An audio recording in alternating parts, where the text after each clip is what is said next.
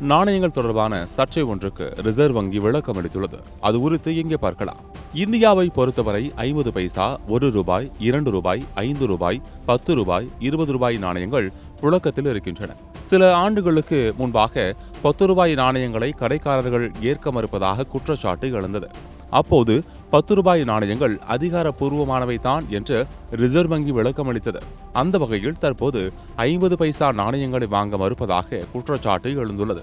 இந்த நிலையில் ரிசர்வ் வங்கி இதுகுறித்து விளக்கம் வெளியிட்டிருக்கிறது. அதில் 50 பைசா, 1 ரூபாய், 2 ரூபாய், 5 ரூபாய், 10 ரூபாய், 20 ரூபாய் என அனைத்து நாணயங்களும் சட்டப்பூர்வமானவை.